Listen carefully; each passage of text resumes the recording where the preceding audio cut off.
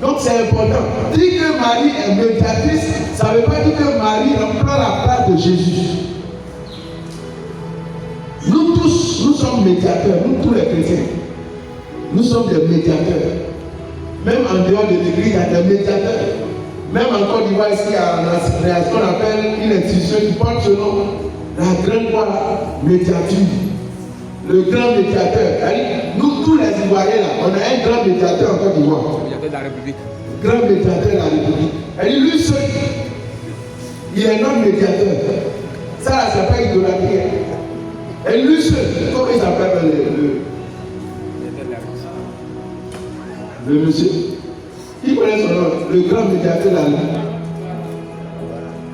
Adama Toungara. Le grand médiateur de la République.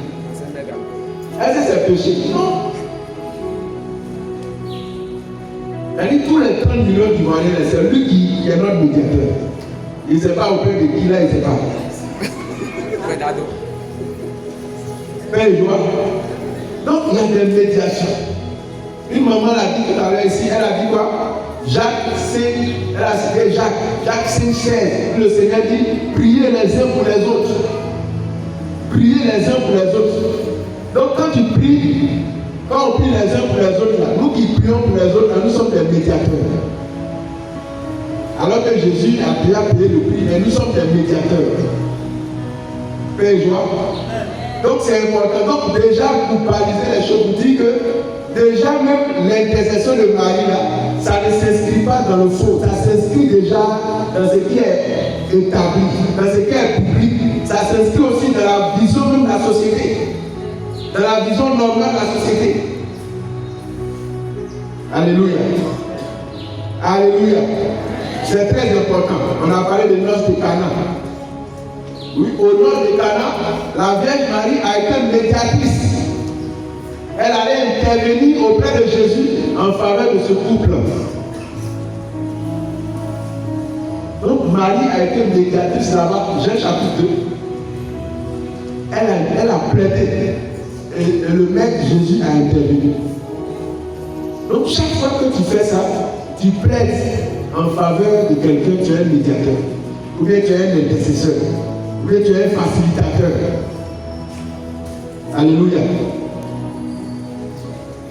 Maintenant, le problème, on parle de Marie, elle est médiatrice. Maintenant, si elle était vivante, elle faisait ça. Mais Marie est morte. On peut nous taxer d'idolâtrie, ou bien de toutes les morts. Puisque si elle était là, elle faisait ça, mais elle n'est plus là. Est-ce que ce n'est pas de l'idolâtrie? Est-ce que ce n'est pas le culte des morts, le fait de prier Marie? Il n'existe plus physiquement ici. Est-ce que ce n'est pas la même chose que quand toi tu invoques ta grand-mère qui est décédée à 45 ans?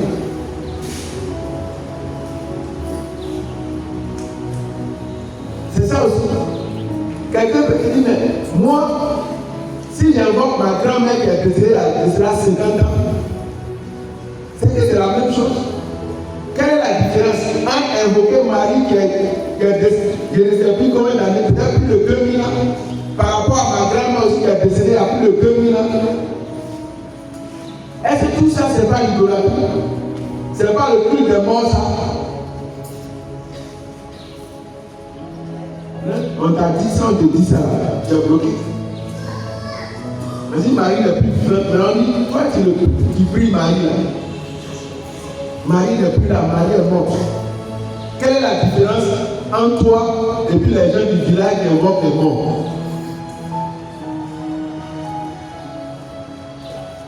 Père joie. Quelle est la différence entre Marie et puis nos arrière-grand-mères aussi? Ou bien toi-même ta propre maman qui est décédée. Si on prie Marie qui est morte, donc je peux prier ma maman aussi qui est morte, qu'elle vienne intervenir dans ma situation. Alléluia. Alors, ce qu'on doit savoir, c'est que les morts ne sont pas morts. En Dieu, les morts ne sont pas morts. Et on peut le prouver dans la Bible. Les morts ne sont pas morts. Quelqu'un dit ça, quelqu'un écrit ça. Amadou Koli, on étudie ça, il faut enseigner le respect des morts. Exode chapitre 3.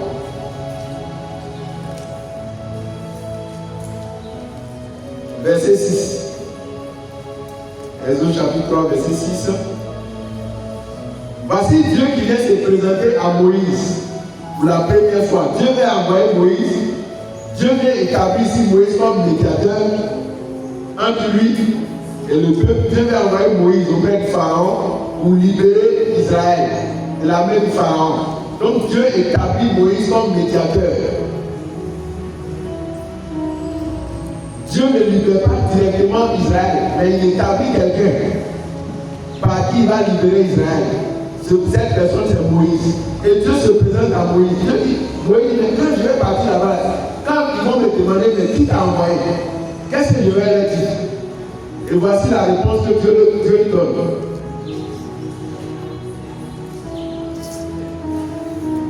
Il dit, il faut leur dire, le verset 6, chapitre 3, je suis le Dieu de ton père. Quel Dieu? Dieu d'Abraham, Dieu d'Isaac, Dieu de Jacob. Donc Dieu se présente comme le Dieu d'Abraham, d'Isaac et de Jacob. Abraham, Isaac et Jacob, dont Dieu fait allusion, ils sont morts il y a longtemps. Ils sont morts il y a longtemps. Et Dieu dit, je suis leur Dieu. Je suis le Dieu d'Abraham, d'Isaac et de Jacob. Donc, est-ce que Dieu se présente comme un Dieu de mort? Non. Mais Dieu s'identifie à des êtres, ils sont déjà morts. Dieu s'identifie à Isaac, à Abraham, Isaac et Jacob. Pourtant, ils sont morts. Dieu dit, je suis leur Dieu. Je suis le Dieu d'Abraham, d'Isaac et de Jacob. Donc ça veut dire que ces trois personnes-là, ils sont déjà décédés, ils sont déjà morts là. Ils sont encore vivants. Et plus tard, Jésus va renchérir. Plus tard, Jésus va citer la même chose, la même parole que son Père vient de citer là. Et il va dire, je ne suis pas le Dieu des morts, mais le Dieu des vivants. Parlant d'Abraham, d'Isaac et Jacob, il les cite. Il dit, ce n'est pas un Dieu des morts, mais le Dieu des vivants. Autrement dit, Abraham, Isaac et Jacob, ils ne sont pas morts, mais ils sont vivants. Alléluia. Il dit, ils ne sont pas morts, mais ils sont vivants. Parce que ce n'est pas un Dieu des morts. Donc Abraham n'est pas mort, donc Isaac n'est pas mort, donc Jacob n'est pas mort. Jésus dit, il est le Dieu des vivants. Et puis il cite les morts. Donc ces morts-là ne sont donc pas morts. Comment tu peux être le Dieu des vivants et puis tu ne cites pas des vivants, tu cites des morts? Autrement dit, ces morts qu'on a cités là, en réalité, ils ne sont pas morts. Alléluia. Alléluia. C'est très important de savoir ça.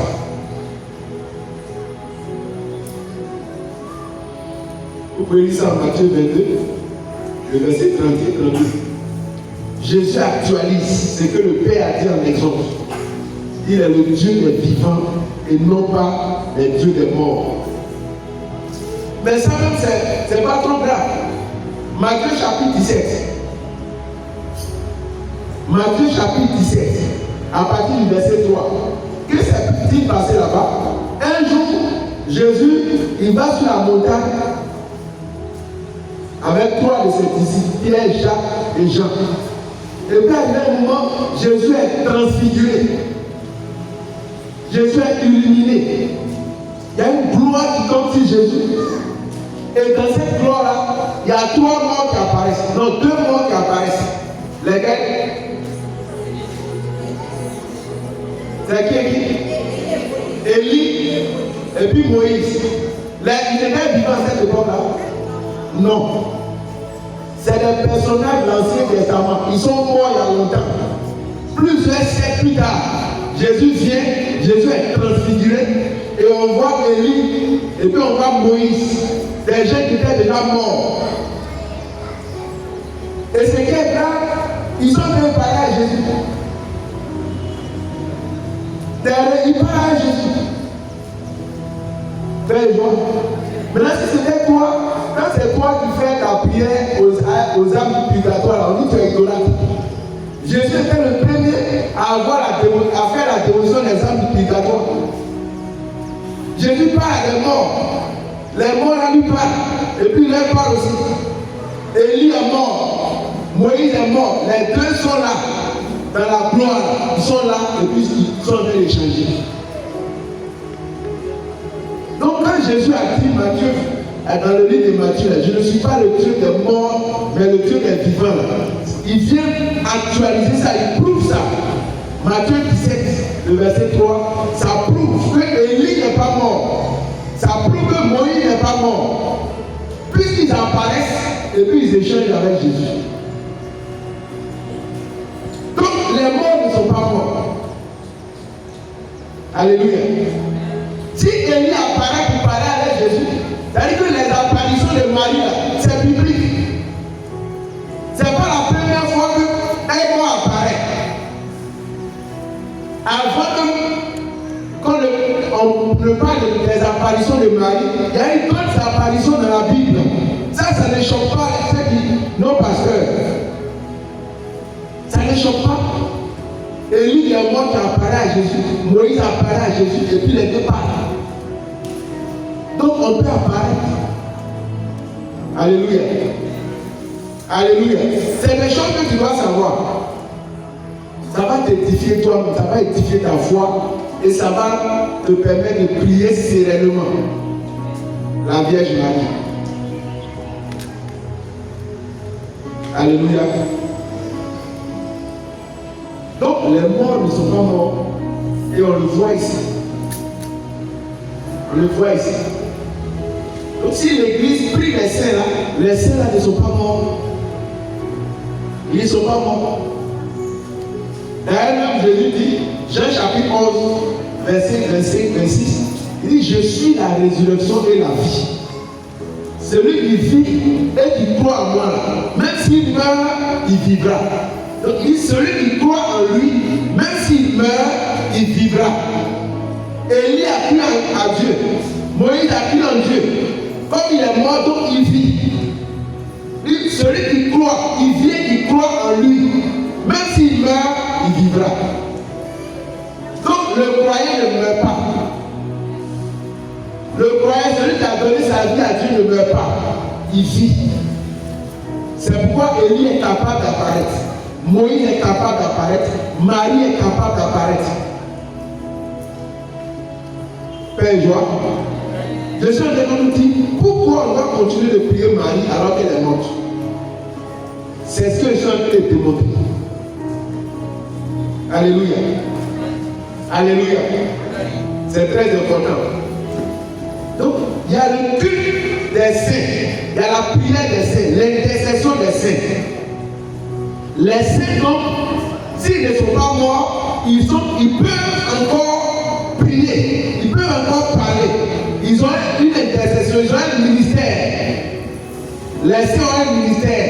Et dans l'église, on parle de l'église souffrante, l'église militante que nous sommes, l'église militante. Nous sommes sur la terre, nous militons vers notre destinée finale, notre destination finale, qui est le ciel. Nous sommes des militants, non pas d'un parti politique. Nous sommes des militants pour la patrie céleste. Alléluia. Donc c'est nous tous, on se bat encore pour être sauvés, pour aller au ciel.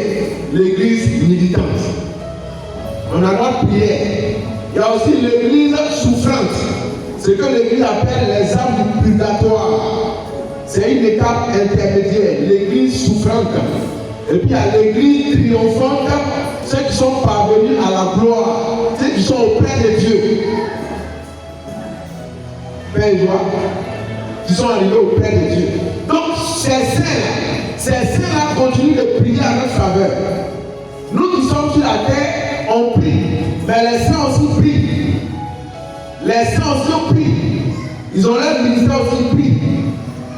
C'est pourquoi l'Église prie les saints. L'Église a une dévotion au niveau des saints. Et je crois que l'année passée, je vous ai dit qu'il y a plusieurs, dans l'adoration, il y a 3 dimensions. Il y a l'adoration qu'on voue aux anges, il y a l'adoration qu'on voue à la Vierge Marie, et puis il y a l'adoration qu'on voue aux saints. Il y a aussi l'adoration qu'on voue à Dieu. On parle d'adoration, le culte. Père et joie. Il y a un culte que les chrétiens catholiques adressent aux saints et aux anges. Comment j'avais appelé ça? Ceux qui se rappellent. Le culte que les chrétiens adressent aux saints et aux anges. Oui? Oui, le culte Touli. D'accord? Ça, c'est un culte que nous qui sommes ici, là, on adresse aux anges et puis aux saints. La Touli. Il y a un autre culte qu'on adresse à Marie. On appelle ça comment? Oui. Hyper Touli. Maintenant, le culte qu'on adresse maintenant à Dieu, lui seul, à la Sainte Trinité, on appelle ça comment? Ça, c'est l'adoration. L'adoration. Le culte qu'on adresse aux anges et aux saints, ce n'est pas l'adoration. C'est une vénération. Ce n'est pas adoration, c'est vénération. L'adoration, c'est à Dieu seul. C'est pourquoi quand on laisse Dieu, le culte qu'on doit adresser à Dieu, on laisse ça pour aller adresser à autre chose, ça s'appelle l'idolâtrie. C'est idolâtrie. C'est-à-dire que tu es en train d'adorer quelque chose qui n'est pas Dieu. Mais quand tu adores Dieu, ça s'appelle l'adoration. Ou bien la latrie. Fais genre. Donc, je parlais des saints. Donc, les saints là, dans le ciel, ils intercèdent. On va voir, allons dans Apocalypse. Quelqu'un va lire Apocalypse chapitre 8. Voilà d'abord le chapitre 7. Apocalypse chapitre 7. À partir du verset 14, je crois bien.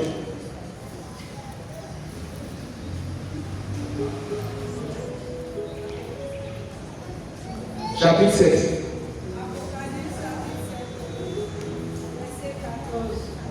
Bon, je reprends un peu au début. Si on prend du premier verset jusque là-bas, jusqu'au verset 14, ici, on voit plusieurs tribus. On parle de la tribu de Ruben, on parle de 1000, 12 000, tribu de Gad, 12 000, les 12 tribus, chacun, on voit 12 000 membres, 12 000. Paix et joie. Paix et joie. Et puis à la fin, il y a un des saints qui demande, mais tous ceux-là, toutes ces personnes, d'où viennent-ils? D'où viennent? On dit, ils viennent de la grande épreuve. Ils ont lavé leur robe dans le sang de l'agneau. C'est une multitude. On parle d'une multitude de témoins. Une multitude. Ça, c'est l'église triomphante. Chacun avait des palmes à la main. Ils ont triomphé de toutes sortes de tribulations. Ils ont triomphé de la mort, de la souffrance. Et ils sont parvenus à la gloire dans la présence de Dieu. Ça, c'est l'église triomphante. Et ce sont ces saints qui continuent, qui intercèdent, qui prient en notre faveur. Ils peuvent prier. Ils ont un ministère auprès de Dieu. Le chapitre 8. Apocalypse chapitre 8. Verset 3. Un autre ange vint se placer près de l'autel. Il portait un accessoire d'or. Et il lui fut donné des parfums en grand nombre pour les offrir avec la prière des saints sur l'autel qui est devant le trône. Donc, dans une vision, il voit un ange qui a un accessoire en main. Et Et on lui donne des parfums. Il y a du parfum